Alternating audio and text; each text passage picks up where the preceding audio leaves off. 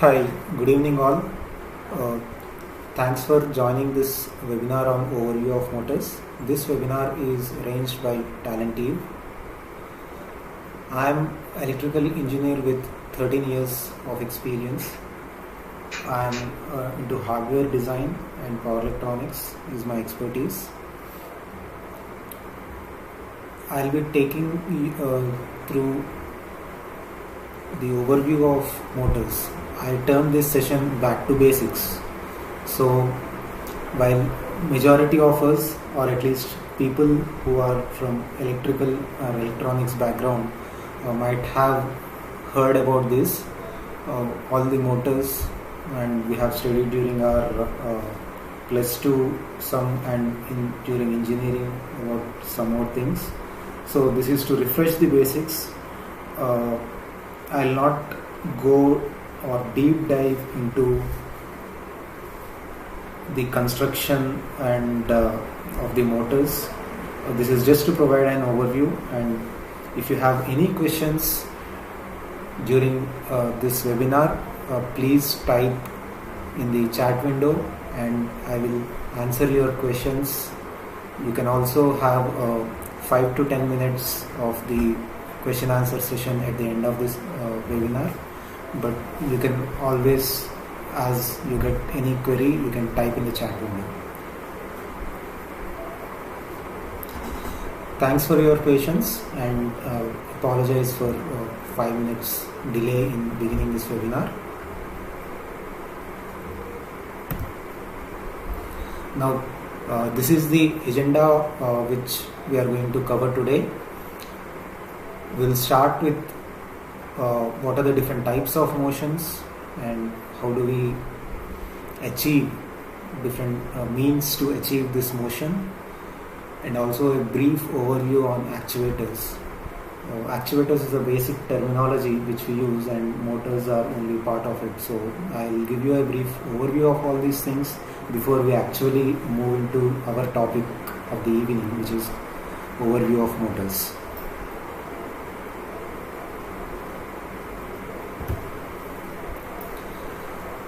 Types of motion.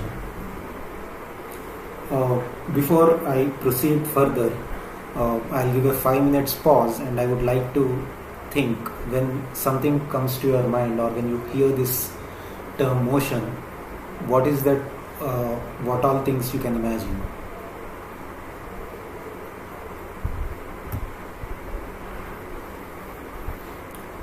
Well, during most primitive days and in the very earliest days of civilization, a significant invention by mankind. What could that be? While fire is said to be by some of the people as invention, it was actually a discovery.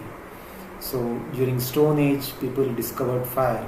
But if you think about significant and earliest invention, that is wheel. So this is to make life simple, and it's a rotating motion, if you can see.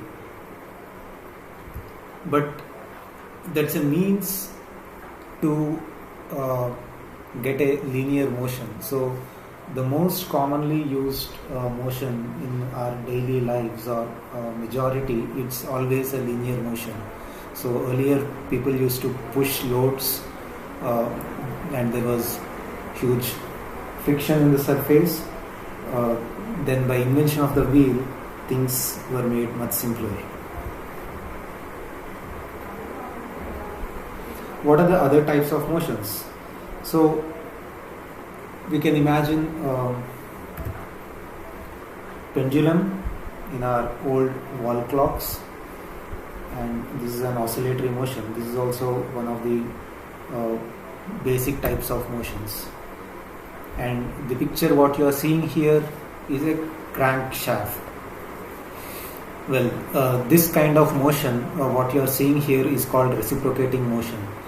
So reciprocating motion is observed in all types of diesel or petrol engine vehicles which we use. and if you see there will be a 4-cylinder or a 6-cylinder engines, and cylinder is a linear motion and a reciprocating motion which will be converted into a rotating motion of the engine used.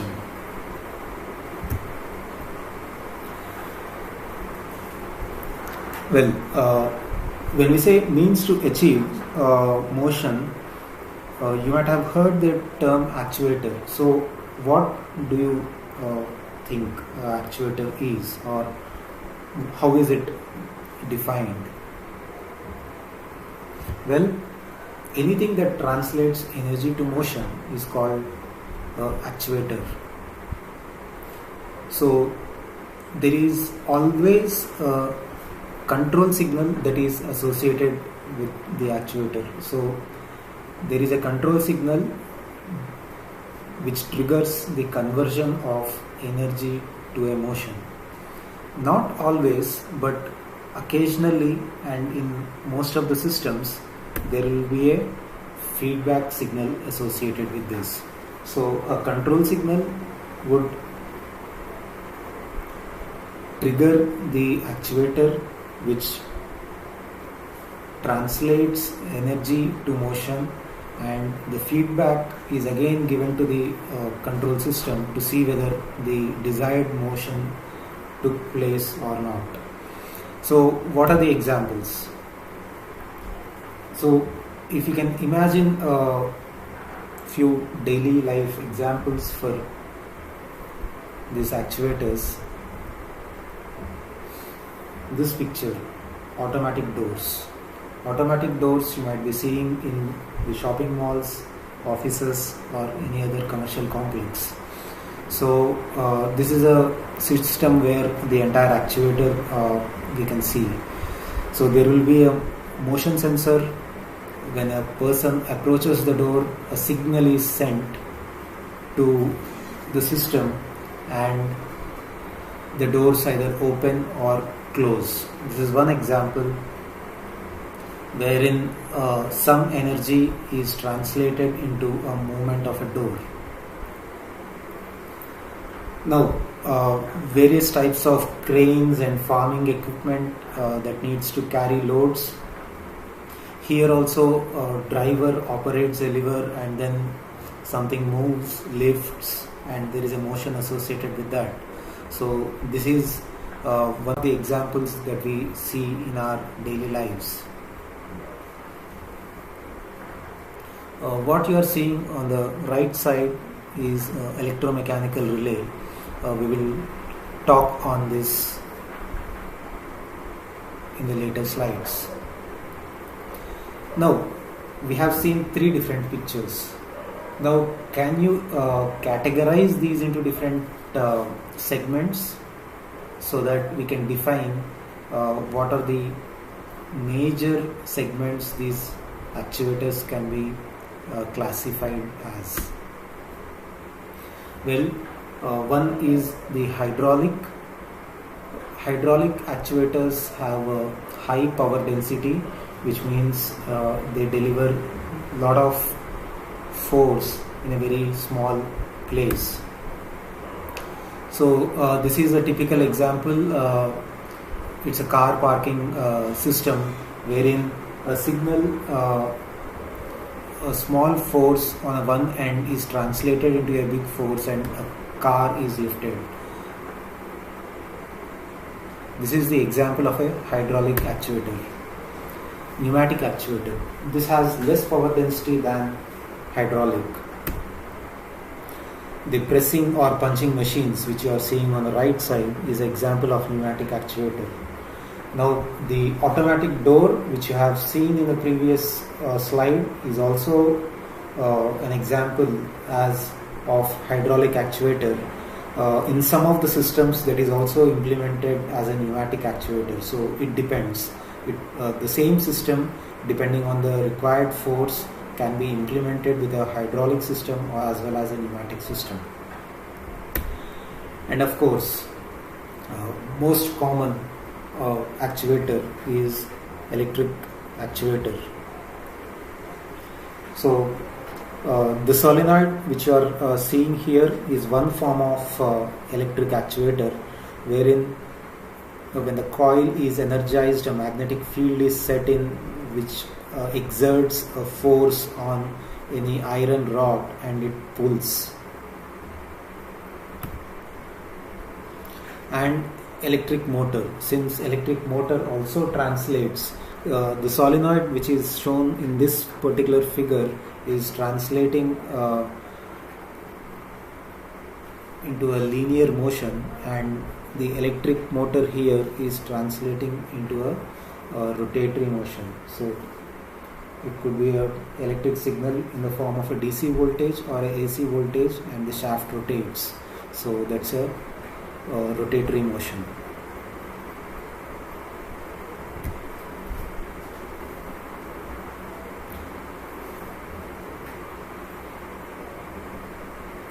Now coming to the classification of motors, based on the power supply to the motors, the most generic classification is done. So we might have heard about AC as well as DC motors. So that kind of classification is based on the power supply to the motors. When we talk about AC motors, it can be further classified as synchronous motors or asynchronous motors. What is meant by a synchronous or a asynchronous? So when the power supply is given to the motor, the voltage supply will have a certain frequency associated with that. So that frequency is translated into the speed of the magnetic field which is established inside the motors. Now we will go into the principle of operation in brief in further slides, but the speed of the magnetic field and the actual rotation of the shaft of the electric motor, if these are at the same speed, it is called a synchronous motor. And if there is any difference between the speed of the magnetic field and the mechanical speed of the shaft, then it's called asynchronous motor. So these are the two categories of AC motors. Moving on to DC motors. This is the other category based on the power supply. If the motor receives DC power supply, they are DC motors. And further classification of DC motors, we might have heard about series, shunt, or separately excited. This is the basic preliminary motors what we might have come across in our electric machines subject during our engineering days, which is a common subject for all electronic branches. So this talks about the field winding, whether it is wound in series or in parallel, or it's separately connected. So more on this in the later slide. Next, it's a brush or brushless motor. So what is the function of a brush in the DC motor? We will be covering in the next slide. So this is about overview of the classification of motors.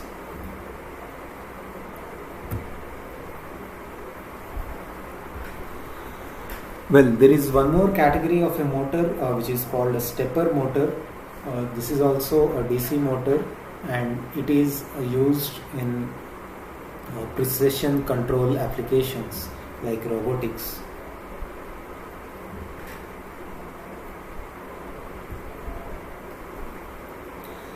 Now, having seen the two major classifications, we will try to understand a little more detail on what are different motors, what is the principle of operation, and what are the applications, kind of applications in which these motors are used, or what is the basic difference between the applications of these motors. To start with, it is AC synchronous motor. Principle of operation. Here in this webinar, when it comes to AC motors, I am restricting the discussion to only three-phase motors, because three-phase motors are used in industrial applications, whereas a single-phase, split-phase, or a two-phase, whatever you call, they are not much significance in industrial applications. So they are used in domestic and commercial applications. So this discussion would be restricted to three-phase motors. So what you are seeing here is a sinusoidal three-phase waveform. This is applied to the three-phase stator windings, and it generates a rotating electric field in the air gap of the motor. So the three-phase supply is given to the stator of the motor, and as you are seeing here, the windings are placed 120 degrees apart mechanically inside the stator, and the direction of the arrow is indicating the movement of the magnetic field which is established in the air gap. If you can see, when the green color supply waveform is at its peak, then the black or the compass needle is aligning towards the green coil in the stator. Similarly, it makes a movement anti-clockwise to the blue when the blue waveform is reaching its peak. The motion is further deflected. The magnetic field further moves towards anti-clockwise direction towards the red stator coil when the red waveform is reaching its peak, and further it aligned to a opposite pole of the green coil. If we assume that the first one is a north pole, the second one would be a south pole. So when the green waveform was at its negative peak, it is aligned to the north pole, and it aligned to the south pole or the opposite pole when it reaches the positive peak. So for one complete electrical supply cycle, you can see that the needle or the magnetic field traversed towards anti-clockwise direction, and it completes one revolution. So this is the principle of operation. So this rotating magnetic field is established in the air gap, which results into the flux being established, resulting into a EMF generated in the rotor circuit. So what you are seeing on the right side is a cross section of a squirrel cage induction motor. So the stator has windings, and the rotor circuit is short circuited with two end rings. So that is why it is called a squirrel cage. So the vertical bars which what you are seeing on the rotor are the electrical conductors. Now, since there is a revolving magnetic field, there is a rate of change of flux experienced by these rotor bars, and EMF is induced across this rotor bar. EMF is induced, and there is a closed circuit because all the bars are short circuited. So a current is passing through the rotor. Now current is passing through the rotor in the presence of an electric field would result in a torque. So if you go back to the magnetic circuit theory, force experienced by this would be in tangential direction, and it's a cross product of the current and the magnetic field intensity. So torque is developed, and rotor will start rotating to catch up to the speed of the rotating magnetic field. So this is about principle of operation of an induction motor.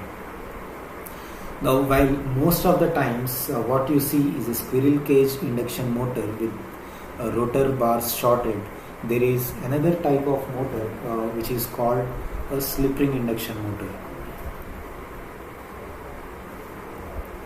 Now, the difference between a squirrel cage and a slip ring induction motor is there is instead of short circuit to the rotor bars, the windings are taken to the slip rings. So what you are seeing here are 3 slip rings, and there are brushes here, and through these brushes there are 3 terminals. So similar to the stator, as the stator has 3 windings, the rotor also has 3 terminals, and it's taken out, and these are connected to external resistors. Now, what is the difference between a slip ring induction motor and squirrel cage induction motor? You have understood from the construction point of view, but from the application point of view, what is the difference? When do we use a squirrel cage induction motor and when do you use a slip ring induction motor? Now, there are 2 advantages to the slip ring induction motor. One, with a very high resistance in the beginning, you can have a controlled start to the motor, which will reduce the high inrush current. So that is one advantage. However, this advantage was only significant in very earlier days when there were no variable frequency drives. But with the advent of variable frequency drives, to what extent and what is the another advantage that is left with the slip ring induction motor? Now, when the rotor bars are shorted, you don't get a high starting torque. So to achieve a high starting torque, a slip ring induction motor is used. So there are still industries where the induction motors were used in direct online start cases, which were commissioned probably 20 years ago or so. So if you must appreciate that the lifetime of motor is quite high, and there are industries where motors have been machines have been running with minimum issues for more than 25-30 years. So when this technology was prematured and you have systems with as high power capacity as 1 megawatt, which are huge pumps or fans in industries like steel, cement or rubber factories or paper, these machines require very high starting torque, and a squirrel cage induction motor torque would not be sufficient. So a resistor would be connected, and the higher the requirement of torque is not required once the machine gains the momentum, because the high starting need a resistor, and as you can see, we can short the resistors by moving. So there can be a liquid kind of resistors and or normal rheostat kind of things, huge stainless steel grid resistors used in the industries. So we normally short the in this slide I have covered asynchronous motors, principle of operation, squirrel cage induction motor, slip ring induction motor, what is the basic construction difference between these two, and what is the application of these two. So with this we move on to AC synchronous motors. Now in the AC synchronous motors, coming back to the principle of operation, unlike asynchronous motor where the supply is only to the stator, require DC power supply to the rotor as well. So what you are seeing here is a salient pole rotor, synchronous motor with a salient pole and a DC supply given here. So a DC supply, when it is energized, it polarizes the rotor into north and south pole, as you can see here. And with the establishment of AC supply to the stator, the entire rotating magnetic field is established in the same way which we have seen or learnt in the previous slide for the induction motors. So in the same way, a revolving magnetic field is established. Now with that, this repel, but when there is a south pole established in the air gap, then it tries to attract. Now because of the speed of the rotating magnetic field, what is seen here, the pole which is near to this energized rotor keeps toggling between north and south, so it cannot actually catch up. So which means that in this very basic diagram what is shown here, synchronous motors are not self-starting, which means they can't start on their own, because although there is a revolving magnetic field and the DC supply is excited, it overcomes the inertia. The rotor is energized with the DC supply, and there will be a locking. So the rotor poles will get locked to the stator poles, and then at synchronous speed.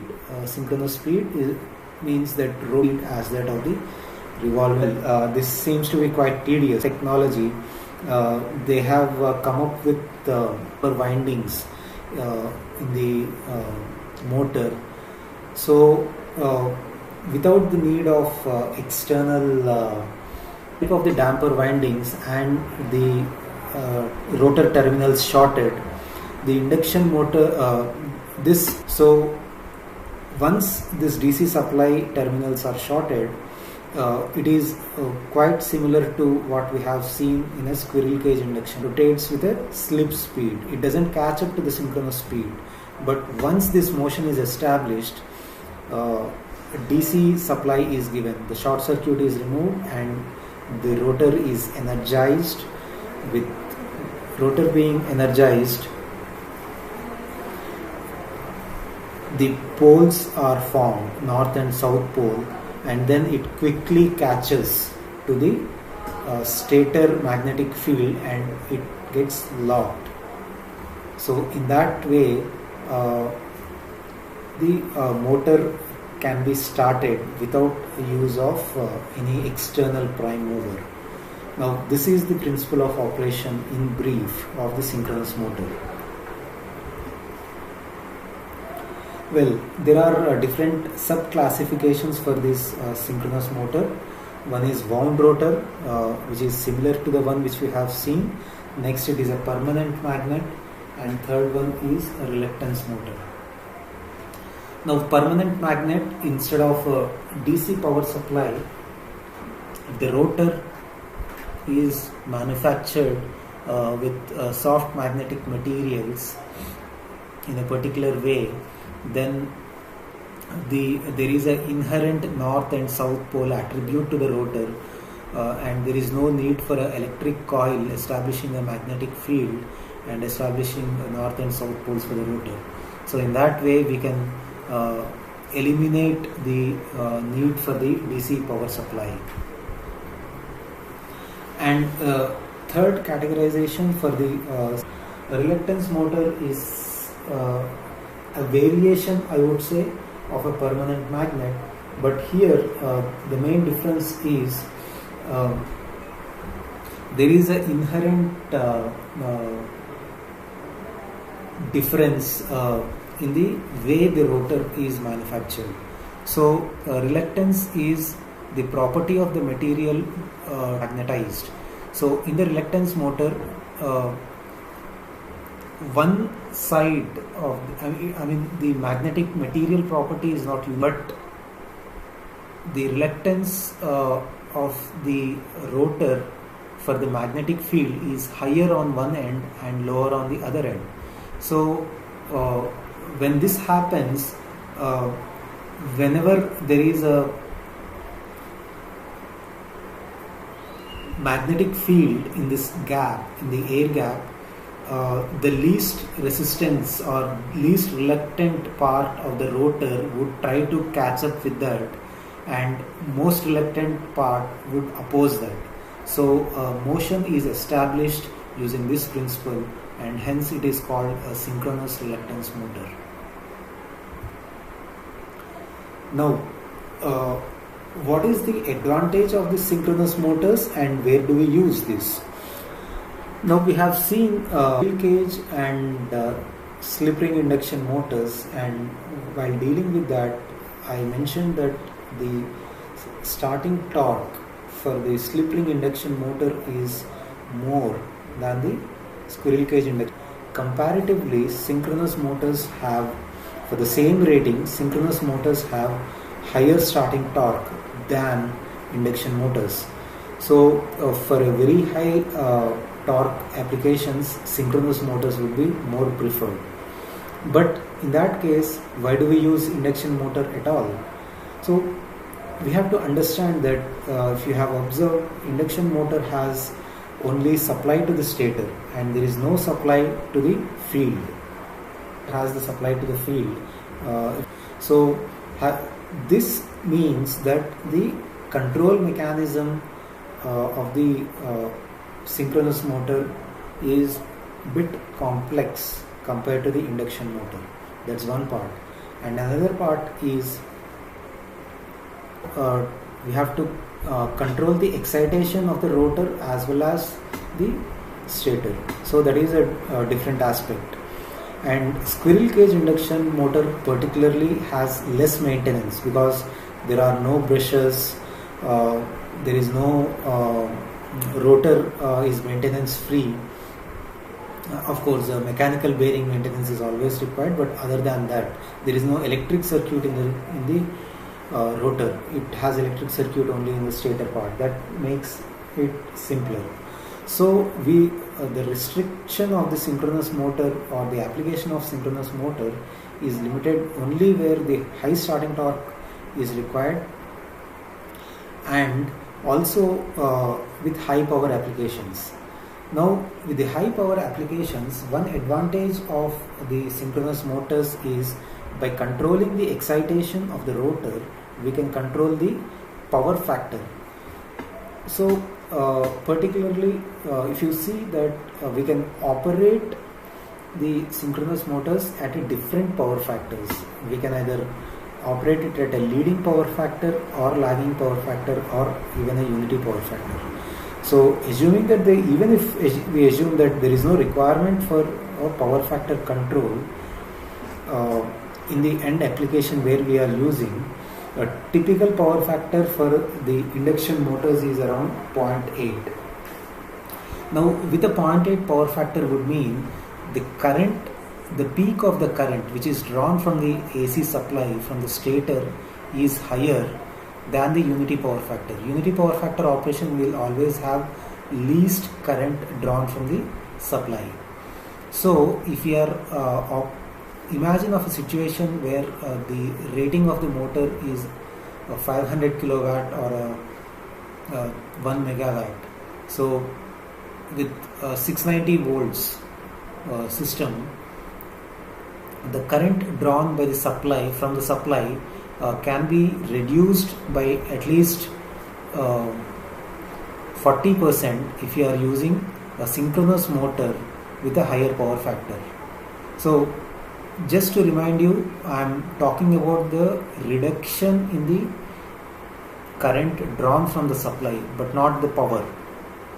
Power would still remain the same because it's kilowatt. Kilowatt would still remain the same because it depends on the load connected to the shaft, and as long as it is same, then the power drawn from the supply would be same. However, the current drawn from the supply to deliver same kilowatt to the shaft would be lesser if we are operating at a unity power factor, and that is possible only with the synchronous motors. So because we are drawing less current, less I square R losses would be there in the system, and hence a synchronous motor will have a lower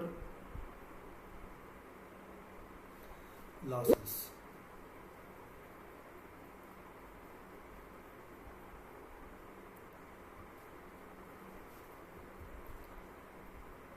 So that's all on the AC synchronous motors.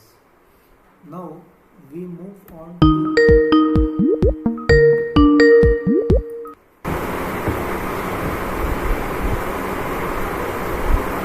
that's all on the AC synchronous motors.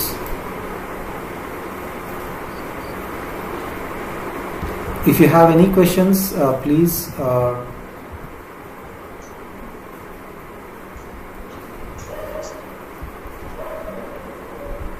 type on the chat window.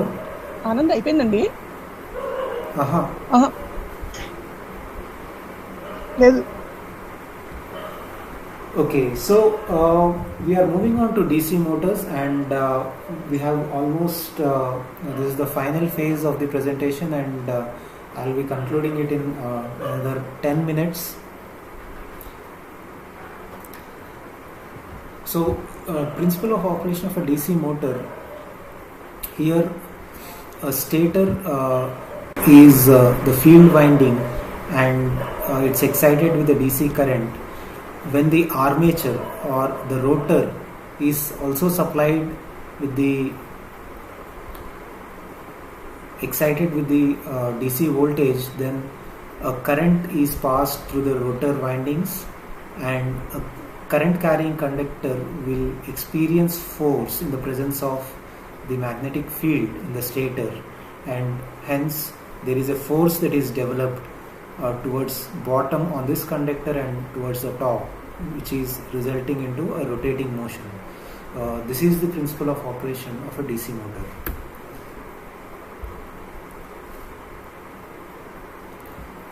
Well, this is the final slide in the presentation, where we are comparing different types of DC motors.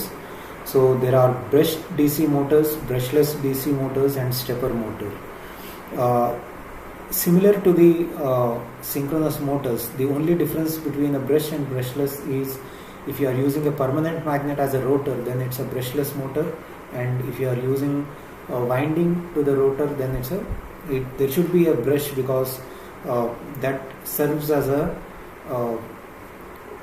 link or passage between the electric current from a coil to the rotor.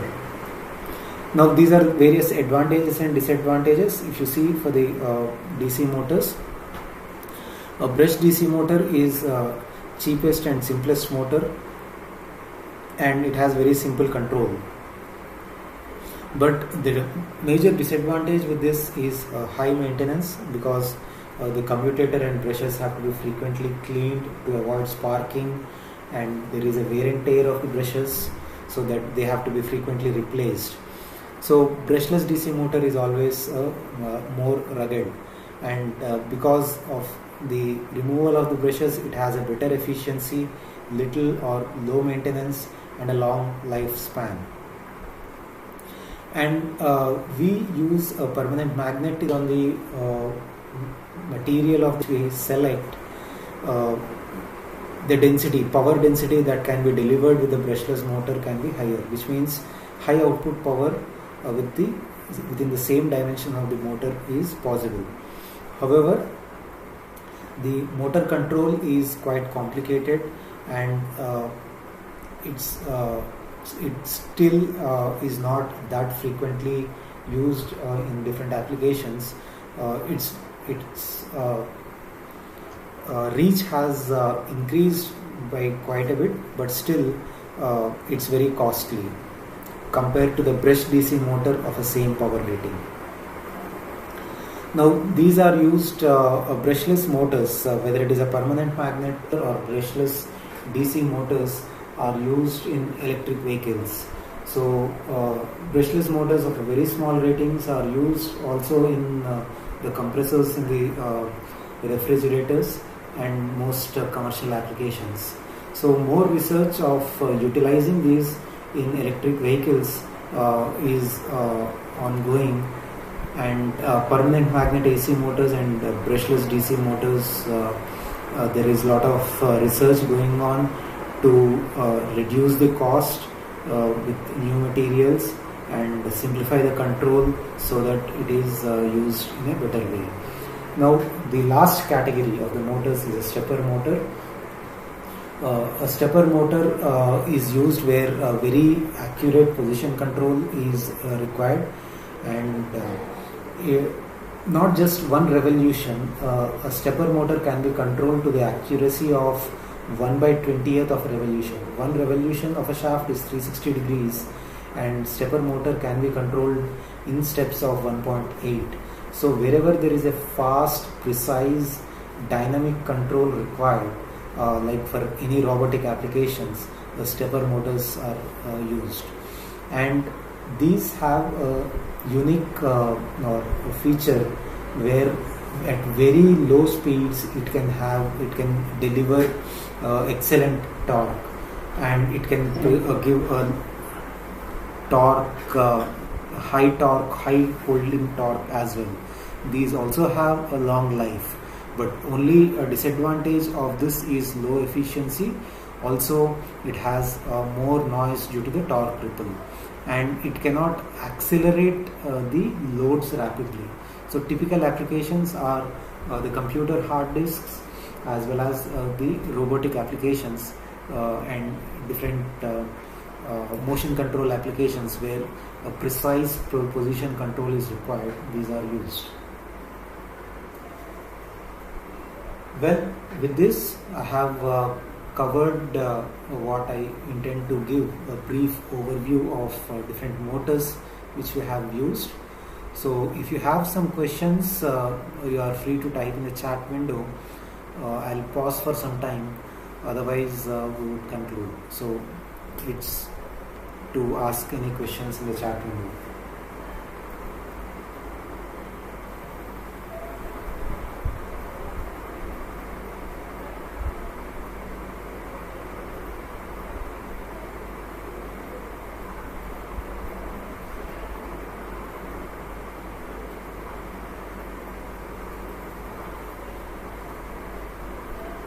Questions ఏం లేవండి. Hello. Okay, so I don't see any questions. So I would like to thank you all for attending this webinar. On behalf of Talent Eve, we thank you for your interest in joining this session. If you have any suggestions or comments, please post. And if you have electrical engineering or embedded software, embedded firmware, embedded hardware, controls, power electronics, you please reach out to us. We have experts in field of power electronics as well as embedded electronics, and depending on your interest, we would arrange webinar at a suitable and appropriate time. Thank you all for this joining this session. All of you are staying home. Please stay home. Don't go out unless and until it is essential. Utilize your time in learning new things, and we are open for all your suggestions joining. Thank you. Good night. Stay safe.